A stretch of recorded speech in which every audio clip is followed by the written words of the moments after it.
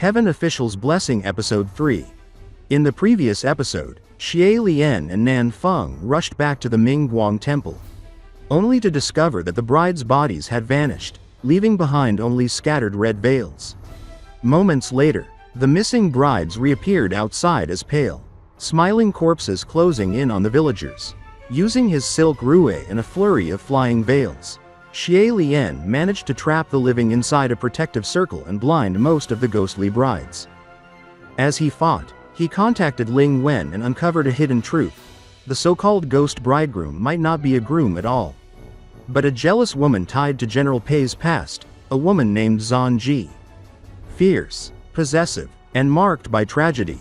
Then, just when Xie Lian thought he had accounted for every corpse, a new figure emerged behind him, a bride in red, dragging herself forward on shattered legs, the true source of the ominous thumping he had heard. At the end of the previous episode, Xie Lian turned to face this final, terrifying bride kneeling in blood-stained silence. What will happen next? Stay tuned. And the story continues. The female ghost had an oval face with a pair of arched eyebrows. She really was extremely beautiful, although her beauty may have alluded to hints of heroism before. Now, it only bled unconcealed resentment, as if all her hatred had been concentrated into a confined space where no light could be shed. Xie Lian stood frozen for a moment, taking in her appearance. The ghost, kneeling on the ground in the tattered remains of her crimson bridal dress, radiated a mixture of pain, anger, and longing that made the air feel heavy. The part of her dress below the knees was frayed, revealing the extent of her suffering. And for the first time, Xie Lian understood why rumors about her had spread among the villagers. Her beauty had transformed into something terrifying, fueled by centuries of resentment. Finally, Xie Lian spoke, his voice soft but steady. Zhan Ji? The ghost flinched at the sound of her old name. It had clearly been a long time since anyone had called her that. Her eyes flickered, a brief light cutting through the deep shadows of anger and grief that clouded her face. Then she spoke, her voice trembling yet hopeful. He sent you to come find me, didn't he? Xie Lian guessed correctly. She was referring to General Pei. Her next words were filled with expectation and desperation. What about him? Why didn't he come see me himself? Her face contorted in sorrow. And for a moment, Xie Lian felt the weight of centuries pressing down in that temple. He did not respond, knowing that any answer would only shatter the fragile hope she had clung to. Zhan Ji suddenly collapsed, sliding to the floor as she leaned against the statue of the martial god. Her crimson bridal dress spread around her like a blood-stained flower. With her hair in disarray and her face twisted in anguish, she cried, "Pei Lang, oh Pei Lang, I betrayed my kingdom for you. I abandoned everything, and this is what I became. Why won't you come see me?" She tore at her hair and continued, "Pei Lang, is your heart made out of iron?" Xie Lian observed silently. Her words hinted at a tragic betrayal. She had admitted to committing treason for General Pei, offering military secrets to aid him. And now, chained to the despair of her broken legs, her suffering was both physical and emotional. It became clear that she had not always been a ghost but had once been a powerful general, whose broken body now testified to her ultimate sacrifice and despair. Before he could gather his thoughts, a scream pierced the air from outside the temple. "Help! Help!" Xie Lian and Zhan Ji looked toward the window. Through the white circle, they saw a figure dragging a bandaged teenager away. Little Ying, a courageous young girl, clung desperately to the person's leg. Her cries rang out boldly, "If I shout her over, then so be it. I'd rather face that ghost than you." The boy being dragged had earlier been knocked unconscious by Xie Lian but had now awakened, attempting to claim the bandaged teenager for himself. Little Ying's intervention startled Zhan Ji, whose anger and wrath immediately turned toward the intruders. In a flash, Zhan Ji's fingers reached for the boy, ripping out his skull with a terrifying, supernatural force. The skull still screamed as she crushed it, sending chills through everyone who witnessed it. Xie Lian, realizing the urgency, shouted, "General, cease this killing." He called her General deliberately, reminding her of her former heroic self. Yet even as Xie Lian intervened, Zhan Ji's fury only intensified, now aimed at the smiling young girls who reminded her of General Pei's attention to others. Her jealousy, her hatred, and her heartbreak were intertwined, manifesting in deadly force. Little Ying, showing incredible bravery, tried to intervene, wielding a branch to distract Zhan Ji, but the ghost flung her several meters, rendering her unconscious and covered in blood. The bandaged teenager cried out in fear. Unable to help, Xie Lian quickly summoned Rue, binding Zhan Ji with white silk. Despite her attempts to break free, her broken legs prevented her from escaping. Xie Lian then rushed to little Ying's side. The girl's face was bloody, her body bruised, but she still managed a faint smile as she spoke softly. "Young lord, I turned out to be more of a hindrance than a help. Didn't I?" Xie Lian shook his head gently, reassuring her. "You didn't, you helped a lot. Only after you drew her attention did I have the chance to subdue her. Next time, you must tell me first if you want to help, or it could end badly." Little Ying coughed, blood speckling her lips, yet she still whispered, "I know I did not help at all, and there will be no next time." She breathed her final words. "But still, even so, I still, and then passed away." The bandaged teenager, overwhelmed by grief, clutched her lifeless body, burying his head into her chest. Xie Lian silently closed her eyes and, in his heart, whispered, "You are much stronger than I." Almost immediately, a strange sound echoed through the temple, the deep chime of a clock. Dong, dong, dong. The reverberation was deafening, causing Xie Lian to feel dizzy. Around him, the brides and villagers collapsed, losing consciousness as if the sound had drained them of their vitality. Xie Lian struggled to remain upright, supported by Nan Feng, who explained, "Do not worry, they are reinforcements." From outside the temple, soldiers appeared, armored and radiating divine power. At the front stood a young, serene general, little General Pei. He approached and bowed, formally greeting Xie Lian as the crown prince. Zhan Ji, still restrained, caught sight of him and fervently cried, "Pei Lang, have you come? Is it you?" But her recognition was false. She did not see the General Pei she had waited centuries for. This was his descendant, the deputy god, a different man entirely. Little General Pei informed her politely that the one she sought was occupied, and that she must be restrained beneath a mountain, a common method of containment for powerful ghosts. Through conversation, Xie Lian learned that Zhan Ji had indeed committed treason for General Pei. Yet the truth was far more tragic. She had broken her own legs voluntarily, attempting to bind herself to the man she loved. Even in death, her hatred and grief had persisted. But her intentions were not malevolent, they were born of love twisted into despair. Finally, the soldiers carried Zhan Ji away, her curses and screams fading. Xie Lian turned to survey the aftermath of the night's horrors. The 17 brides lay in varying states of decay, a stark reminder of the chaos and terror that had unfolded. He instructed the villagers on proper rituals to honor the deceased, preventing any shameful acts or further misfortune. Dawn had yet to arrive, yet the mountain still held dangers, including wolf packs roaming nearby. Xie Lian remained vigilant, attending to the bandaged teenager who had stayed by little Ying's side. Worried and bleeding from his head, carefully, Xie Lian guided him to remove his bandages, assuring him, "Do not be afraid. If you are injured, it must be treated. I promise I will not be frightened by you." The teenager hesitated, then slowly unwrapped his bandages, revealing a face that made Xie Lian's heart seize with shock.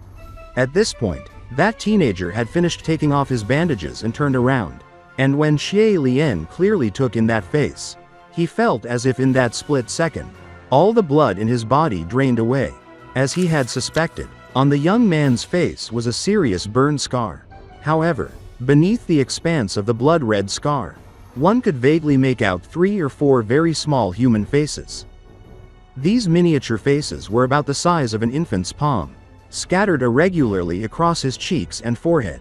Each face looked painfully shriveled, twisted as if caught mid-scream, remnants of some past burning. The sight was unnerving beyond any ghostly apparition. Xie Lian froze, feeling as though he had been thrust into a living nightmare. Fear clutched his heart, numbing his entire body, leaving him unaware of his own movements. He stood without realizing it, his expression likely mirroring the horror he felt. The young man, seemingly aware of how horrifying he looked, hesitated as he removed his bandages. He stepped back instinctively, and in an almost protective gesture, covered his scarred face and leapt away into the dark forest. Screaming, Xie Lian shouted after him, calling him to return, but the boy had long disappeared, his knowledge of the mountain paths far superior. For an hour, Xie Lian searched, running through the cold wind and dense trees. But he found nothing. Eventually, he forced himself to think clearly. He guessed the boy might return for the corpse of little Ying, the child spirit they had been guarding. He doubled back toward Mingguang Temple, only to be startled by the scene before him. A crowd of people dressed in black carefully removed about 40 corpses hanging in the forest behind the temple. At the forefront stood a tall figure with arms crossed, Fu Yao. He had returned to the heavens and brought back a group of officials from Zhanzhen Palace Hall to provide assistance. Before Xie Lian could speak, Nan Feng arrived, questioning Fu Yao's solo return.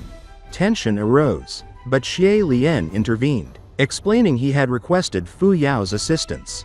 A brief discussion on reinforcements followed, with Fu Yao clarifying that Lil General Pei had already arrived and that Mu Qing, the general, likely would not come personally. Xie Lian refocused, urgently requesting help in finding the bandaged teenager. Nan Feng was confused, recalling the boy had been with Xie Lian earlier, but Xie Lian explained that he had removed the bandages and frightened him. Fu Yao skeptically commented that Xie Lian's cross-dressing could not have caused such a reaction. Xie Lian sighed, admitting that the boy had been provoked, possibly by the death of little Ying, and had reacted in fear to his own face. When pressed, Xie Lian revealed the shocking truth: the boy suffered from the human face plague. At this, both Nan Feng and Fu Yao stiffened, recalling the epidemic from 800 years prior that had devastated the Xianla ancient kingdom. The disease caused swellings that grew into human faces on the body, sometimes screaming and developing distinct features. Many victims, in desperation, tried to burn or slice off the faces. Xie Lian reassured them that the plague was not contagious in this boy, as otherwise the entire mountain would have been infected long ago. The boy's affliction was merely the residual scars from the disease. Fu Yao ordered the heaven officials to scour Mount Yu Jun for the teenager, but he had already vanished into the crowds. With matters pressing, Xie Lian collected little Ying's corpse, navigated past the small shop, and arranged for a proper burial. Finally, exhausted, he sat down with Fu Yao and Nan Feng, reflecting on the grueling days since his ascension. He removed the bridal dress he had worn, feeling a mix of relief and embarrassment, while Fu Yao teasingly commented on his appearance. The conversation turned to little General Pei, whom Xie Lian noted was calm and composed. Yet he was reminded that even outwardly polite heaven officials were often ruthless in action. Returning to Ling Wen Palace, Xie Lian reported the situation regarding the bandaged teenager, requesting that she continue the search in the mortal realm. Ling Wen agreed seriously, noting the complexities of the problem. Xie Lian then joined the spirit communication array, finding it unusually lively and chaotic. Voices overlapped as various heaven officials discussed the notorious female ghost Zhanji and her connections to green ghost Qi Rong, the ghost responsible for many disturbances. He learned that Zhanji's troubles were largely due to green ghost Qi Rong, who had enhanced her spiritual power. Curious about Mount Yu Jun, Xie Lian inquired about the child spirit he had heard warning him in nursery rhymes. Mu Qing's voice revealed that no child spirit had been found in the area. Leaving Xie Lian puzzled, he then asked about the red-clothed teenager who had commanded silver butterflies. The array went silent. Ling Wen asked for clarification, and Mu Qing answered, he just said he met Hua Cheng. Finally obtaining the name of that red-clothed young man, Xie Lian was ineffably in a good mood. He smiled, repeating the name in his mind, feeling it suited the boy perfectly. Ling Wen asked about the 4 great calamities. referring to 4 notorious demon lords of the ghost realm that plagued heaven. Xie Lian, unaware of recent events, only knew of the old 4 famous tales of the mortal world. Ling Wen explained that black water submerging boats was a water demon of little concern. Green light wandering nights referred to green ghost Qirong, and the white-clothed calamity was Bai Wushang. Now extinguished, the last, blood rain reaching towards a flower, was Hua Cheng. The master of the silver butterflies Xie Lian had seen. The heavenly court feared Hua Cheng for his immense power in the mortal realm. The sheer number of worshippers he commanded, and his unpredictable nature. Some rumors even suggested he had once ascended but chose to degrade himself to a ghost. Though this remained uncertain, Hua Cheng became legendary after openly challenging 35 heaven officials to a martial and literary competition, defeating them completely and shattering their godly weapons. When the officials failed to fulfill their promise after losing, Hua Cheng retaliated by burning down all their temples in the human world. A catastrophic event that left heaven officials both terrified and respectful of him. Even the 2 officials who had not faced him, Mu Qing and Nan Feng, bore lingering psychological scars from the devastation of the silver butterflies they had encountered. Yet, as Xie Lian thought back to the silver butterflies surrounding the boy he met, their sparkling, translucent forms fluttered lightly and cheerfully. He could not reconcile these small, charming creatures with the terrifying legends he had just heard. He smiled faintly to himself, thinking, are those little silver butterflies that frightening? They're not that bad, they're pretty cute. Of course, this was something he would never say out loud. However, it was no wonder that Nan Feng and Fu Yao's complexions changed the moment they heard him mention those silver butterflies. It was clear that these creatures had left their mark not just on him, but on many others, and those who had encountered their master had suffered in ways most could hardly imagine. Xie Lian, standing amidst the heavenly officials, felt the weight of unspoken memories ripple through the room. Their questions came, hesitant and careful, as though asking about a wound. Your Highness the Crown Prince, you encountered Hua Cheng. What did he do to you? Xie Lian paused, thinking how odd it was that they asked as if they were inquiring whether he had lost a limb.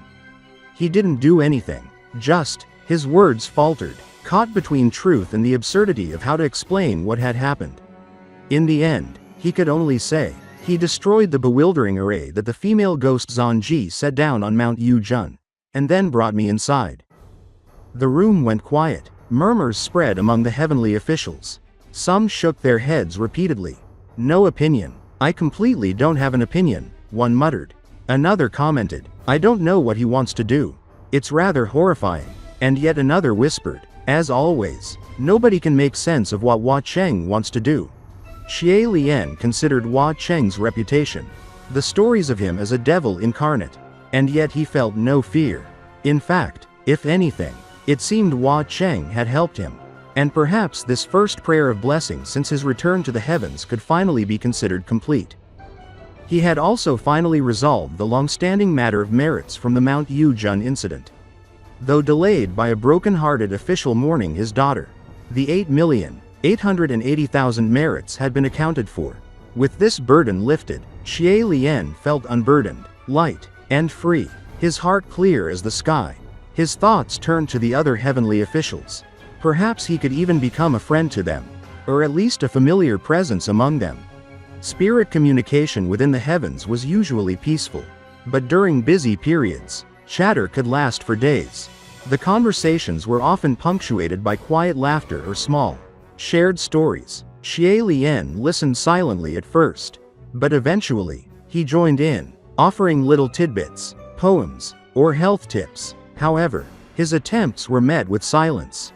Ling Wen privately told him, gently, that though the things he shared were excellent, even a heavenly official hundreds of years older would not have sent them. Xie Lian felt a bit disheartened, realizing his time away from the heavens had left him out of touch with current affairs. He chose to let it go, focusing instead on lighter thoughts. Yet one problem remained. No mortal had built a temple or shrine for him. Even the lowest-ranking local gods had shrines. Xie Lian had ascended 3 times, and yet no offerings were made to him. But he found this amusing rather than discouraging. If no one offered incense for him, he reasoned, he could simply provide offerings to himself. Other heavenly officials had no idea how to respond to this concept. With a whimsical resolve, he descended to the mortal realm, arriving at a small mountain village called Pu Chi. Despite its description as a mountain village, it was a modest dirt slope, adorned with green hills, clear streams, and paddy fields stretching toward the horizon. He felt this was a truly pleasant place. There, he discovered a broken hut perched on the slope, abandoned, with two of its four corner pillars rotting. Yet it was perfect for his purposes. Xie Lian began cleaning, while villagers gathered to watch. Surprised by his dedication, they brought gifts of brooms and peeled water chestnuts, which he gratefully ate. In his heart, he decided to call this place the Pu Chi Monastery. He repurposed a small table as an offering table, and the villagers curiously inquired whom he would offer it to. "This monastery is for the Xian Crown Prince," he said, though he admitted he didn't know much about this Crown Prince. Suggestions flew from the villagers, who hoped the shrine might bring wealth, success, or good fortune. Xie Lian smiled gently, politely deflecting their ideas, amused by their earnestness. Though the Pu Chi Monastery needed more incense burners, Qiantong, and most importantly, a godly statue, Xie Lian set about creating a sign outside, inviting kind-hearted people to donate for renovations and accumulate merits and virtue. Then, he ventured to a nearby town to gather food, embracing his old habit of collecting scraps, which turned out to be more profitable than operating a monastery. His constitution, unlike other heavenly officials, allowed him to eat anything without harm, even spoiled or stale food. Returning to the monastery with his collected scraps, he encountered an ox pulling a handcart heavily loaded with rice straws. He asked to ride along and discovered, hidden behind the straw, a teenager lying casually. The young man was lounging comfortably, legs bent, arms supporting his head, exuding an air of satisfaction and laziness. He wore tight black boots over straight, slender legs, and his hair, loosely tied, was slightly askew. His red clothes were brighter than the surrounding maples, and his skin was as white as snow. Xie Lian began reading a scroll during the journey, learning about gods, mortals' beliefs, and the various powers attributed to heavenly officials. The teenager spoke occasionally, sharing insights, answering Xie Lian's questions, and correcting his confusions, such as why the water master wielded influence over wealth, because merchants offered incense before river journeys. Xie Lian found this information intriguing, realizing how human practices intertwined with divine power. Curious, he asked about ghosts, specifically Hua Cheng, known as blood rain reaching toward a flower. The teenager chuckled faintly at the name, finally sitting up and revealing himself fully. The teenager lightly blew at it, making the leaf fall, and only then did he raise his head to look at him. With a smile that didn't quite look like a smile, he said, "What do you wish to know? Don't hesitate to ask." His face had an expression of ridicule, yet he held an inexplicable, omniscient composure. Although he had the voice of a teenager, it was slightly deeper compared to other boys his age and was extremely pleasant to hear. Xie Lian sat upright on the ox cart, his posture careful and composed, his mind focused entirely on the conversation. He had many questions, and his curiosity had only grown since first meeting this extraordinary young man. After a brief pause, Xie Lian said, "Blood rain reaching towards a flower. This scene sounds rather impressive. Friend, would you be able to tell me how it came to be?" He intentionally avoided adding "young" before "friend" as a gesture of respect. The teenager, sitting casually with one arm propped on his raised knee, tidied his sleeve cuffs and spoke with a tone of nonchalance. "The backstory isn't that impressive. Hua Cheng once eradicated another ghost's nest. Just as he was done, it began to rain blood all over the mountain. When he left, he noticed a flower along the road, battered by the blood rain, and he tilted his umbrella to shield it for a while." Xie Lian visualized the scene, a landscape soaked in blood rain, winds whipping through, and a single delicate flower standing defiant. There was an elegance, a melancholic sentiment entwined within the chaos, a fleeting moment of care amidst destruction. He recalled the ghost in red setting fire to 33 temples and asked lightly, "Does Hua Cheng frequently pick fights everywhere he goes?" The teenager shrugged lazily. "Not frequently. It depends on his mood." Xie Lian probed further. "What kind of person was he before he died?" "He definitely couldn't have been a good person," the teen replied simply. Xie Lian, intrigued, asked about his appearance. The teenager lifted his eyes, cocked his head, and walked to sit closer to Xie Lian. Then asked, "What do you think? How ought he look?" Up close, the teenager's striking features became even more apparent. His handsome face radiated a sharpness, a dangerous elegance that made Xie Lian avert his gaze slightly. The boy's presence had the effect of an unsheathed sword, dazzling, intimidating, impossible to look at directly. Xie Lian, gathering courage, remarked, "Being such a renowned demon lord, he must shapeshift often, so he must have many appearances." The teenager raised an eyebrow, acknowledging his thought, and explained that sometimes Hua Cheng still used his original form, which they were discussing. Xie Lian ventured, "Then I feel like his original self could definitely be a teenager like you." A small smile curved the teen's mouth. "Why?" Xie Lian responded, "Not, why, we can think whatever we like. Everything can be as we wish." The teen chuckled lightly. "Perhaps, although, he's blind in one eye," he said, tapping the spot beneath his right eye.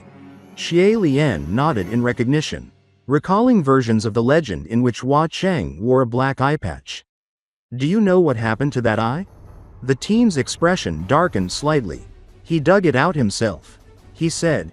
Xie Lian was startled. "Why?" "He went mad," the teenager replied, matter-of-factly. Xie Lian contemplated the statement. Insanity drove Hua Cheng to such extremes. But there was undoubtedly more behind this legend. Though the teen offered no further explanation, Xie Lian then asked cautiously, "Does Hua Cheng have a weakness?" Without hesitation, the boy said, "His ashes." Xie Lian smiled wryly. If one could obtain a ghost's ashes, one could control or destroy them. But for Hua Cheng, even this weakness was nearly meaningless. "I'm afraid no one would ever obtain his ashes. His weakness is as if he has none," he said. The teenager, however, shook his head. "Not necessarily. There's one situation where a ghost would voluntarily give their ashes to someone." Xie Lian recalled the legends where Hua Cheng bet his ashes against 33 heavenly officials and guessed aloud. "Like then?" The teen scoffed. "Not possible," he said, implying Hua Cheng could never truly lose. He went on, explaining a custom in the ghost realm. When a ghost chooses a person, they might entrust their ashes to that person, effectively placing their life in their hands. Xie Lian reflected. If it was handed over in infatuation, yet only results in broken bones and scattered ashes, it would indeed render one's heart aggrieved. The teenager laughed. "What is there to be afraid of? If it were me, after giving away my ashes, I wouldn't care what the person did with them." Xie Lian realized, despite their lengthy conversation, he had not learned the boy's name. "This friend, how should I address you?" The teenager shielded his eyes from the red wine sunset with his hand. "Me? In my family, I'm ranked 3rd. Everyone calls me San Lang." Xie Lian shared his name. "My family name is Xie, and my given name is the single character Lian." "Are you headed to Puqi village as well?" San Lang leaned back lazily, arms behind his head, legs crossed. "I don't know. I randomly chose the way."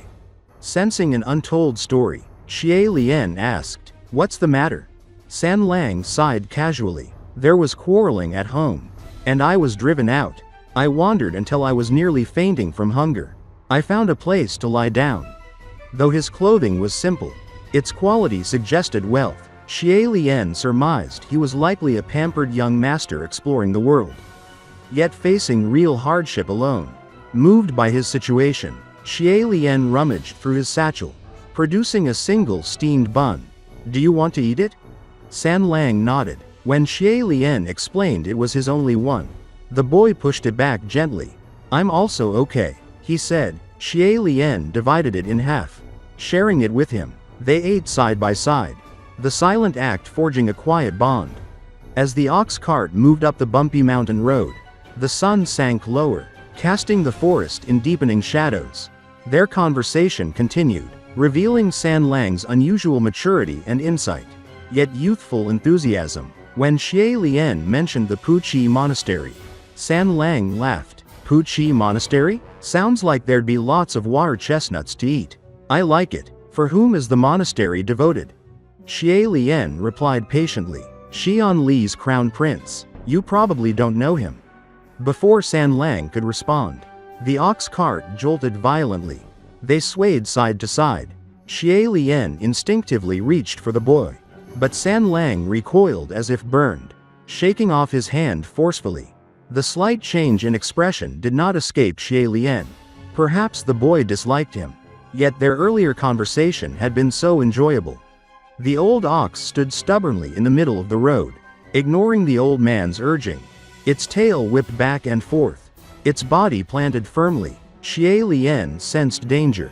The old man pointed ahead, yelling. Xie Lian turned to see clusters of green flames flickering in the dimming light, and a group of people dressed in white walking slowly toward them, holding their heads in eerie unison. Xie Lian immediately shouted, "Protect!" Rue sprang into action, creating a ring of protective energy around them, floating midair, shielding the ox and riders. Xie Lian turned to gauge the situation and asked softly, "What day is today?" The teenager behind him replied casually, "The Ghost Festival." The ghost door had opened. Xie Lian lowered his voice, eyes scanning the shadows, and said, "Don't randomly walk about. We've bumped into evil today. If we walk down the wrong path, we won't be able to return." The crowd of white-clothed people had no heads atop their necks, wearing only prison garments as each one of them carried a single skull. Xie Lian immediately lowered his voice, instructing the others, "In a moment, when they come close, do not make any noise." San Lang tilted his head and commented with a touch of admiration. "It would seem that Gerger, you are a person of extraordinary talent and a master of strange things." Xie Lian shook his head, replying calmly, "I wouldn't say that. I only know a little. They can't see us right now, but as they get closer, it may become harder to remain unseen." The old ox cart driver, seeing white silk flying through the air by itself and the headless people approaching, nearly fainted. No, I cannot. Dao Zhang, what do I do?"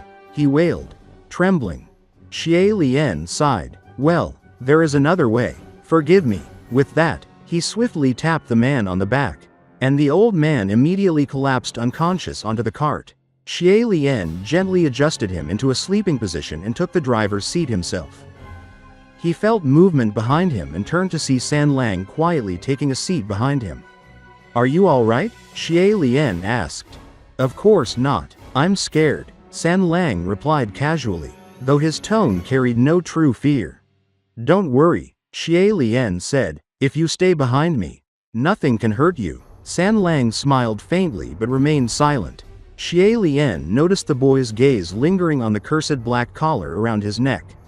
Though he tugged at it lightly, it could not be hidden. As the sky darkened, Xie Lian guided the ox forward quietly. The headless ghost convicts approached, confused to find the path blocked. "That's strange. Why can't we pass?" one of them shouted. "For real? How can this be? Is it some ghost's doing?" another complained. Xie Lian listened with amusement as they argued amongst themselves while holding their heads, correcting each other about which body the heads belonged to, discussing messy execution wounds, and even suggesting bribing their executioners next time for a cleaner chop. The 15th day of the 7th month, the Ghost Festival, was the peak of ghostly revelry. On this night, the ghost door opened, allowing spirits to surge into the mortal realm freely. Xie Lian, known for his misfortune, was walking right into the midst of it. The forest was alive with floating green ghost fire and the murmuring of spirits kneeling to receive offerings from their descendants. It was a chaotic celebration of the dead, and Xie Lian navigated cautiously through the spectacle, thinking he must remember to check the calendar before traveling next time. Suddenly, a piercing shriek split the night air. "This is bad. Ghosts are getting murdered." The crowd of spirits panicked, some running in frenzy, Where? Who did it? Could it be enchantment masters among us? The headless convicts shouted in alarm, recalling how something had blocked their path earlier. Xie Lian sensed danger, noting the sharp presence of yang energy. The ghosts could no longer hide their hostility. During the ghost festival, it was improper for mortals to confront spirits. So Xie Lian had no choice but to speed the ox cart along. Go, he commanded. The ox bolted, panicked, and Xie Lian grabbed Sanlang behind him. Rue sprang into action, opening a path for them while ghost fires illuminated the night. A particularly angry ghost missing an arm and a leg shrieked. There really was a Dao Shi. That Dao Shi must be impatient to die. Others joined the chase, shouting in anger over their disrupted festival. Xie Lian threw talismans to hinder the ghosts, creating booming obstacles that slowed them temporarily. Though the effect was short-lived, it gave them a few moments to gain distance. The cart raced along the mountain road until the ox reached a fork with two dark paths ahead. Xie Lian knew caution was vital. On the ghost festival, mortals sometimes stumbled upon paths that did not exist for the living. Choosing the wrong route could trap them in the spirit realm. Unsure which path to take, Xie Lian drew his fortune-telling sticks, praying for guidance. Both sticks indicated ill fortune. Frustrated, he tried again, only to receive the same result.